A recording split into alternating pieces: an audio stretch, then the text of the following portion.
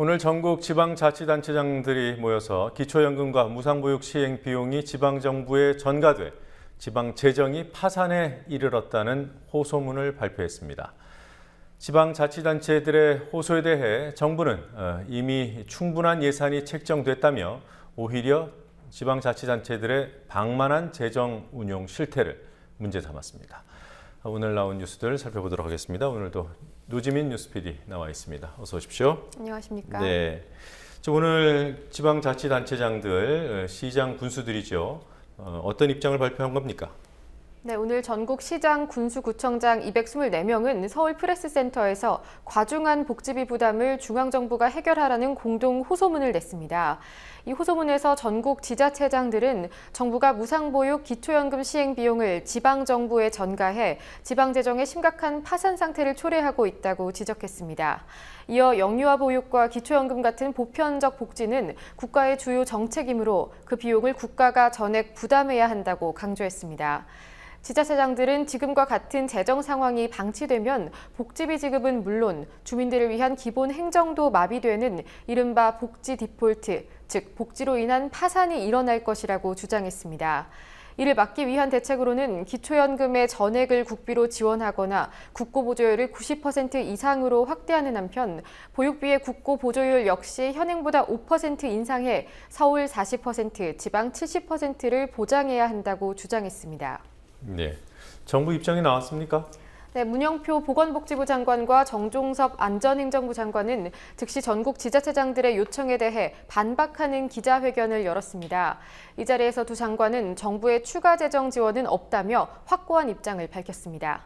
지난해 말 내놓은 중앙지방 간 재원조정 방안을 통해서 보육료와 양육수당 국고보조율을 인상하고 지방소득세를 개편했으며 지방소비세도 늘어날 전망이기 때문에 지방정부의 재정 여력이 충분하다는 것입니다.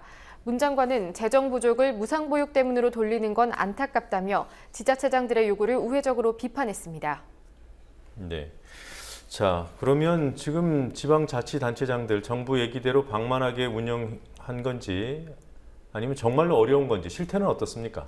네, 지방정부, 지자체들은 무상보육과 기초연금 시행으로 연평균 1조 4천억 원 정도를 더 지출해야 된다고 예상하고 있습니다.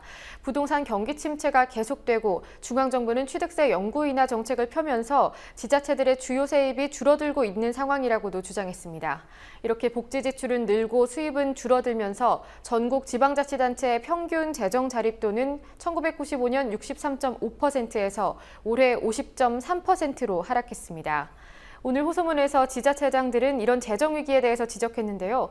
이에 대해 정부는 관계기관 합동 태스크포스를 구성해서 방만한 지방재정 운용과 같은 지방자치단체 재원 부족 실태를 점검하고 결과를 공개하겠다며 오히려 지방정부를 압박했습니다. 네. 자, 군인 사망 사고가 또 일어났습니다. 이번에는 특전사 하사가 훈련을 받던 도중에 사망했다고요? 네, 충북 증평군에 있는 제13공 특전여단 예하부대 소속 부대원 5명이 어젯밤 포로 결박이라는 훈련을 받다가 호흡곤란으로 쓰러져 병원으로 이송됐는데요. 이 중 이모 하사와 조모 하사는 끝내 숨졌습니다. 포로 결박 훈련이란 전쟁 중에 포로로 붙잡혔을 경우를 가정해서 받는 훈련인데요. 무릎을 꿇고 팔을 뒤로 결박당한 뒤 머리에 두건을 쓴 상태로 오랜 시간을 벌이는 훈련입니다. 군 당국의 사고 경위 문건을 보면 훈련이 시작된 지 약 1시간이 지났을 때 장병들이 살려달라고 외쳤지만 교관들은 훈련 분위기 조성을 위해서 소리친 것으로 생각했다고 기록돼 있습니다. 결국 장병들은 그 뒤로도 30분이 더 지난 뒤에야 병원으로 이송됐고 이 중 2명이 사망하게 된 겁니다. 국회 국방위원회 소속인 민주연합 김광진 의원은 사람이 죽을 정도인지 훈련 중인 건지도 판단을 할 수 없는 상태에서 훈련을 계속하게 된 것이 아니냐며 비판했는데요. 이어서 지난달 일본 자위대의 특전사가 포로 체험을 하는 사진들이 공개됐었다며 자위대를 흉내내려다 참사가 발생한 것 아니냐는 의혹도 제기했습니다. 네. 그리고 아사히 신문이요. 박근혜 대통령과 관련된 기사를 썼다고 명예훼손 혐의로 산케이 신문이 검찰 수사를 받고 있지 않습니까? 이 부분에 대해서 비판하는 기사를 실었군요. 네, 아사히 신문은 오늘자 사설을 통해 정권 뜻에 맞지 않는 것을 쓴 기자를 압박하는 행위는 권력 남용이라며 박근혜 정부를 비판했습니다.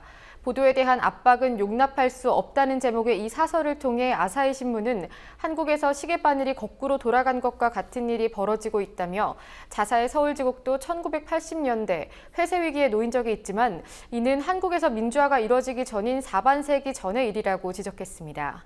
논란이 된 상케이 신문의 기사에 대해서는 한국신문, 즉 조선일보의 칼럼이나 증권가에 흘러다니던 정보를 근거로 쓰여 있다.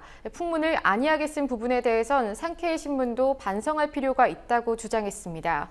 하지만 검찰이 만약 이대로 기소를 단행한다면 국제사회는 한국의 민주주의에 큰 의문부호를 던질 것이라며 세계 선진국 상식의 관점에서 보자면 이는 공권력을 위한 사용한 위압일 뿐이라고 꼬집었습니다. 네. 상케이 신문하고 아사히 신문 논조가 상당히 다르기 때문에 우리나라로 치면 이런 것 같아요. 조선일보가 검찰 조사받을 때 한겨레 신문이 나서주는 것. 네, 그런 그 정도 관계가 아닐까 싶은데요. 자, 그리고 박근혜 정부가 카지노 허용하자 하면서 이것이 지방 경제, 지방 재정을 튼튼히 하는데 도움이 될 것이라고 이렇게 선전해 오지 않았습니까? 그것이 사실이 아니라는 통계가 있습니까? 네, 인천경제정의실천시민연합이 인천 재정난 해소를 위한 카지노 유치 토론회에서 주장한 내용입니다. 인천경실련은 외국인 카지노 매출액을 분석한 결과 지난해 총 매출액 약 1조 4천억 원 중 지방세, 즉 카지노 입지 지역의 지자체가 거둘 수 있는 세금이 128억 원에 불과했다고 밝혔습니다. 비율로 따지면 전체 매출액의 0.01%도 안 되는 금액으로 사실상 카지노로 인한 혜택이 거의 없다는 것을 뜻합니다. 인천경실련은 또 지난해 외국인 1인당 지출 금액을 비교한 결과 일반 관광 외국인은 한 명당 137만 8천 원을 사용한 반면 카지노 방문 외국인은 46만 1천 원을 썼다며 카지노의 경제적 효과가 적다고 비판했습니다. 또한 인천 자유경제구역에 카지노 유치보다 인천의 전통산업인 항만 물류 또는 부가가치가 높은 반도체 바이오 산업 등을 유치하는 것이 인천의 재정난을 해결하는 근본적인 방법이라고 주장했습니다. 네. 그리고요, 이라크의 순위파 반군단체 또 미국인 기자를 참수하는 동영상을 공개했다고 합니다. 네, 현지 시간 2일 이라크 반군단체 이슬람 국가 즉 IS가 인질로 잡혀있던 미국인 기자 스티븐 스트로프를 참수하는 동영상을 공개했습니다. 이번 참수는 지난달 19일 첫 번째 희생자였던 미국인 기자 제임스 폴리의 살해 동영상에서 이미 예고된 일이었습니다. 이번에 공개된 참수 동영상에서도 IS 대원은 미국의 철수를 요구하는 한편 세 번째로 영국인 인질을 참수할 것이라고 경고했습니다. 동영상이 공개된 뒤 미국 내에서 이번 참사는 정부의 탓이라는 비판의 목소리가 높아지고 있습니다. 첫 번째 참수와 달리 두 번째 참수는 이미 예고가 돼 있던 것만큼 대통령이 외교력을 발휘했으면 막을 수 있었다는 비판인데요. 미국 언론들은 일제히 오바마의 리더십이 위기에 빠졌다 이렇게 논평했습니다. 네. 우리나라 국가 경쟁력 순위가 계속 하락하고 있습니다. 몇입니까? 네, 세계경제포럼 WEF가 오늘 144개국을 기준으로 발표한 국가 경쟁력 평가에서 한국은 전년도보다 한 단계 더 내려간 26위를 차지했습니다. 한국의 국가 경쟁력 순위는 지난 2004년 29위까지 떨어졌다가 노무현 정부 마지막 해인 2007년 11위로 최고 순위를 달성했는데요. 이후 지속적인 하락세를 이어가다 올해 들어 10년 만에 최저치를 기록했습니다. WEF의 국가 경쟁력 평가 기준은 세계 부문 12개 항목으로 나뉘는데요. 한국의 경우는 거시경제 환경이 순위가 높아진 반면 인프라, 보건 및 초등교육 부문에서는 순위가 낮아졌습니다. 특히 은행 건전성은 122위, 기업 경영윤리는 95위로 최하위권이라는 평가를 받았습니다. 기획재정부는 세월호 참사, 북한 미사일 발사, 금융권 개인정보 유출 사건 등이 부정적 영향을 미쳤을 것이라고 분석했습니다. 네. 자, 오늘 여기까지 듣도록 하겠습니다. 수고했습니다.